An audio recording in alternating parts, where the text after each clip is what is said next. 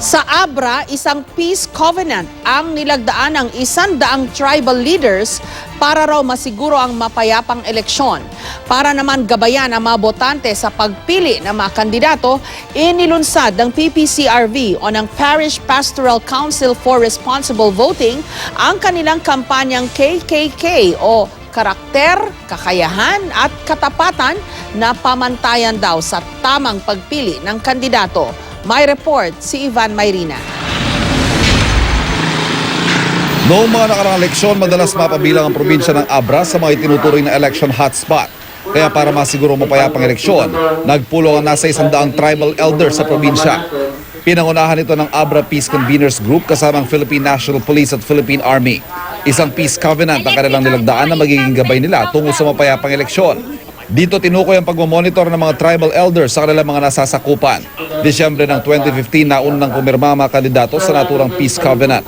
No kasano nga datay pagta ket mabalin nga iso iti may sayangkat iti detoy tatang nga tawen 2016 tapno intayumet marina kuma no kasano iti epekto na iti linak kental na ti probinsya tay nga Abra.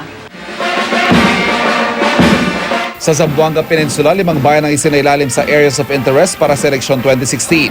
Kabilang dito ang Tungawan sa Zamboanga Sibugay at ang mga bayan ng Sibuco, Siocon, Siraway at Baligian sa Zamboanga del Norte. Dahil ito sa pag-atake ng mga armadong grupo sa sasakyan ng mga pulis at mining company doon. Dapat i-cover natin yung buong area para hindi makagalaw ang kriminal.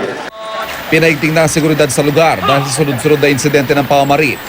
Para naman gabayan ang mga botante, inilunsad ng Parish Pastoral Council for Responsible Voting o PPCRV ang kanilang kampanyang KKK na pamantayan sa tamang pagpili ng kandidato. Sa amin din, ang una naming batayan ay yung unang K, yung character.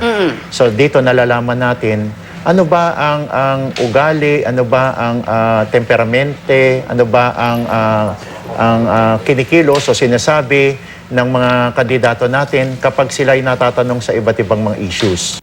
Dapat din daw suriin ang mga nagawa at kaya pang gawin ng isang kandidato kapag siya'y naluklok na sa pwesto. Papasok na yan doon sa susunod namin mga K.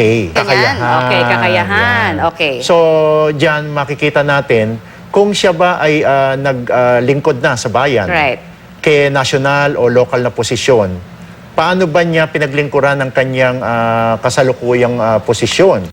Inaalam din daw dapat ang posisyon ng kandidato sa mga issue at ang kanyang mga paninindigan na siyang kahulugan naman ng ikatlong K. Isa rin dito sa aming pong sinusulong ay yung ikapitong utos na huwag kang magnakaw. Pagka sinabi natin huwag kang magnakaw, bukod doon sa literal na na meaning niyan, ito rin po yung hindi po tayo mandaraya. Ivan Mayrina, GMA News.